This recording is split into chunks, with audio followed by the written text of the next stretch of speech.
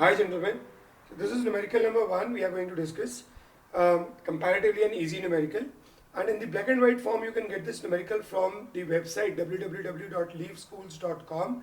I am going to give the complete information how you can download it, where from you can download it right at the end of this video. Don't worry at all. Now let's not waste much of the time and we must start with the numerical number 1, first point. Second, one more thing I wish to add on here. I'm not going to state the numerical as it is given in the books. I'm just going to give the crux of the numerical or the statement, and we are going to discuss it right here. The perfect statement you can get in the black and white form right in the worksheets, so don't worry about it. You are going to get these statements right from the website, so better you go there and download it. Now let's start. The numerical number 1 is somewhat like this. There is a capacitor and it has been charged to a potential V, right? Now this capacitor has been connected to a potential source having the potential value V by 2. Now first part, the first segment of the question, we are supposed to get how much charge has been transferred from the battery to the capacitor. So undoubtedly you must be thinking of the capacitor is at a potential V and the battery or the cell is at the potential V by 2. So it is obviously that it is so obvious that capacitor is going to give the charge to the battery instead of the battery is going to give the charge to the cell. The condition is that the positive terminal of the cell is connected to the positive terminal of the capacitor. This is the condition which is very well given in it. And the statement is, after a long time, what is going to be the transfer of charge from the capacitor to the from the battery to the capacitor. First part. Second part is how much work is done by the battery in doing so, and third part, what will be the heat loss if in case any which is going to happen in this particular transfer of charge from the capacitor to the battery, but the question is from the battery to the capacitor. So this is the kind of numerical. Undoubtedly you must be finding it simple, but let me tell you, it is simple. Undoubtedly it's not like it will be very difficult. It's going to be very difficult, but this concept will be utilized in many other such questions, so it is important for the sake of computations and the other numericals of computation. Now let us please draw the circuit corresponding to the numerical. So what exactly the numerical was, that we have the potential V of the capacitor and V by 2 of the cell. So this is the capacitor and this is the cell with the potential V by 2, and this is the potential V, and we are supposed to find out the transfer of charge, and it has been charged to Q and potential is V, somewhat like this. So I can say that the initial charge of the capacitor is Q is equal to CV, so it is C into V, and the final charge on the capacitor will be C into V by 2. Why? Because the capacitor will transfer the charge till the potential of the capacitor itself will be equal to the potential of the source, and that is obvious. So it means Qn is Cv and Qf is Cv by 2. So what is the change in the charge in the due course of time? It is Qf minus Qi, and that is Cv by 2 minus Cv. So hence it is minus Cv by 2, and that is the charge which we can consider flowing from the cell to the capacitor. This is the charge which is going to flow from the cell. This was the first part. And what is the second part? The second part was the work done by the battery. And what is the work done by the battery?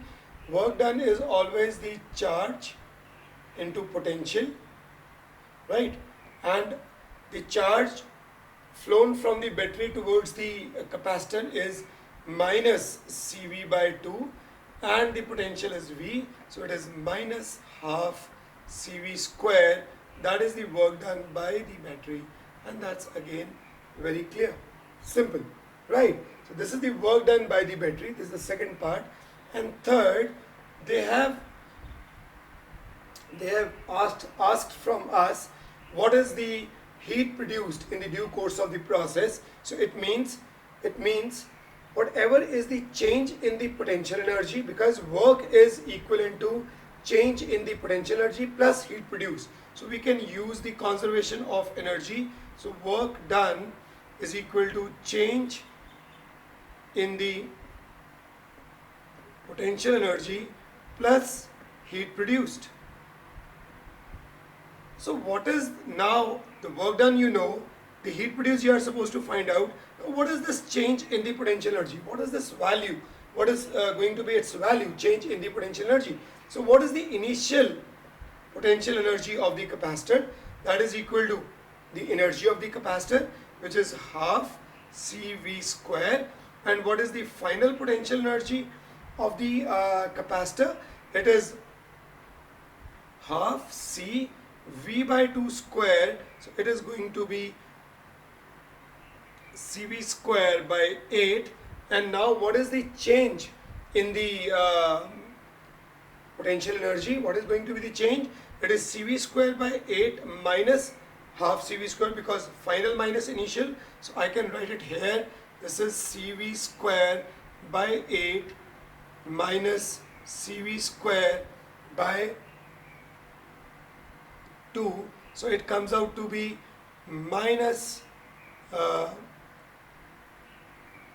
3 CV square by 8, right?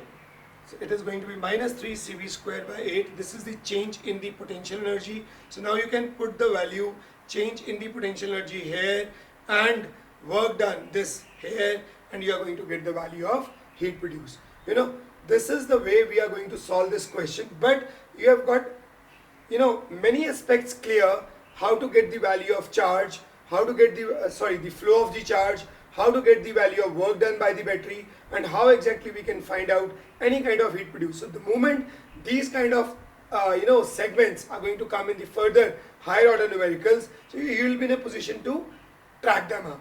This is the basic reason I have done this numerical right here in the beginning, because I wish to tell you about three things: the charge flowing, number one; number two, the work done; and number three, the heat produced, if any, in case it is given in the statement of the numerical. The second numerical, gentlemen. The second numerical is somewhat like this. The statement is somewhat like this. So numerical number 2. So when you are going to work out the sheet, search for the numerical number 2, capacitors in numerical sheet 1 and numerical number 2 now, right? So numerical number 2 is, there is a capacitor having two parallel plates. One of the plate is having a charge Q, and the another plate in front of it is having charge minus 3Q, right? Now the question, what will be the charges in the inner side of these plates, right? Overall the plate has got charge Q, the left plate, and minus 3Q, the right plate. Now the question is, what is the charge on the inner side of these two plates, right? And the second part is, what will be the potential difference between these two plates? And the third part is, if I am going to short the plates of these capacitors, what will be the energy lost, right? So quickly I am going to repeat the question. It is the two plate parallel, it's the parallel plate capacitor with two of the plates. One is having the charge plus Q, other is having the charge minus 3Q. Question number 1, what will be the part number 1, what will be the charge on the inner side of the plates? Second part is, what is the potential difference between the capacitor plates? And third part will be, what will be the energy lost if we are going to short the two plates of the capacitor, right? So let's begin with it. Again, gentlemen, these are the two plates of the capacitor, and this is given the charge Q and this is given the charge minus 3Q. This is what is given to us, and we are supposed to find out what is the charge on the inner side of the plates, right? This is what we have to analyze in the first part of it. This is the first part, and how we are going to do it, please understand the mechanism. This is the plate number 1. I'm going to name it plate number 1 and plate number 2. Plate number 1, say we are going to have the equated charge Q by 2 and Q by 2. So this is going to induce a charge minus q by 2 here and hence plus q by 2 here.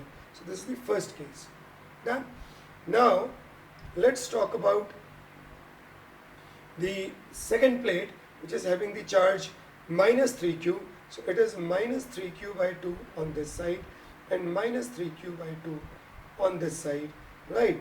And minus 3q by 2 is going to induce plus 3q by 2 on this side and minus 3q by 2 on this side, right? So just sum up the two, means this plus this, means ये आप एक shortcut की तरह ले लीजिए, consider it as a shortcut. Just add these two cases and what you are going to get is finally on the outer side q by 2 minus 3q by 2, it will become minus 2q by 2, hence it is minus q, right? Q by 2 plus 3q by 2, it becomes 4q by 2, hence 2q positive on the inner side. And now this is minus 2q similarly on this side and minus q on this side. So ultimately the first part is clear. We have got plus 2q charge on this side, minus 2q charge on this side or the inner side of the right plate, minus q on the outer side of the right plate and minus q again on the outer side of the left plate. This is how we are going to work it out. This is the first part. Okay, now the second part. Now what was the second part? We have to find out the potential difference, obviously this one. This is what we are going to find out, the potential difference, right? So we know that the general formula Q is equal to CV, so V is equal to the charge, that is Q by the capacitance of the capacitor is C, which is given, right? It is 2Q by C, that is the potential difference between the two plates, right? So you can take either of the charge, so 2Q by C or obviously minus 2Q by C, because you are going to have the relative potential difference, so it is 2Q by C. Now what is the third part? Third part was the energy lost when we are going to short the two plates. And when we are going to short the two plates, you know, the energy lost can be easily calculated by the transfer of charge from one plate to, or the other way is, you know the potential difference between the two plates, right? So that is 2Q by C. So what is the energy stored in the capacitor initially? That is half C and V square, that is 2Q by C square.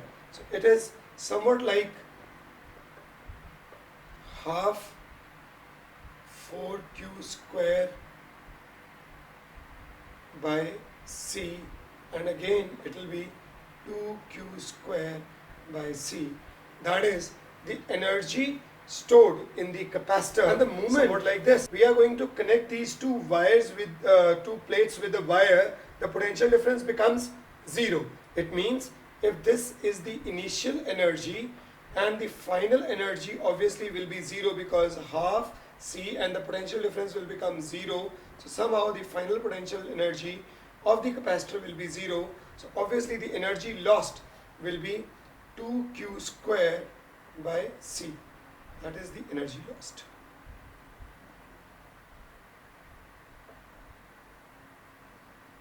Simple.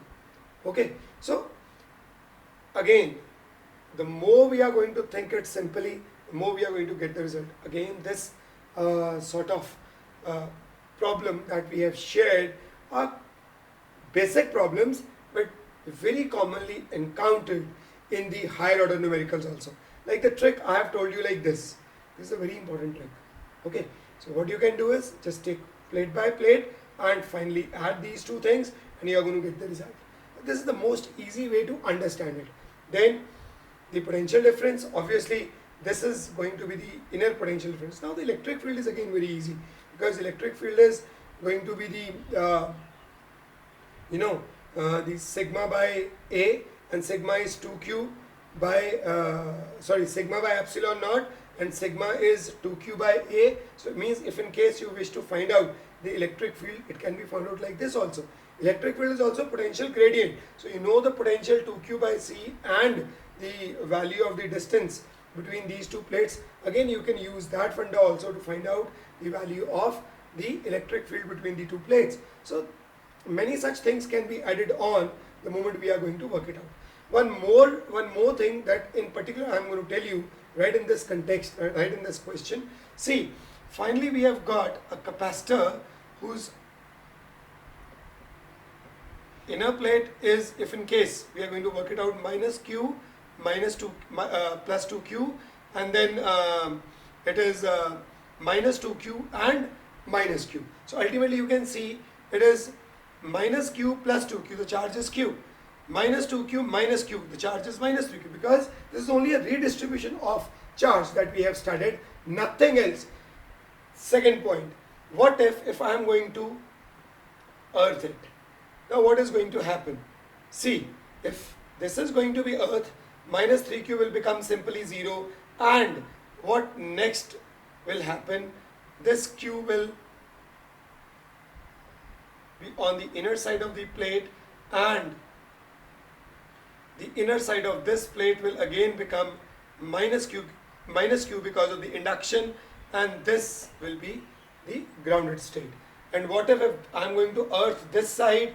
What is going to happen? Equilikely, you can make minus 3q on the inner side of this plate, hence the induction will be of plus 3q. So this is going to happen if either of the plate is going to be earthed. So you know, this is again a very important aspect. Sometimes in the simpler way this question may be asked, so you should be in a position to understand it also. Right, now we are going to move on to the next numerical.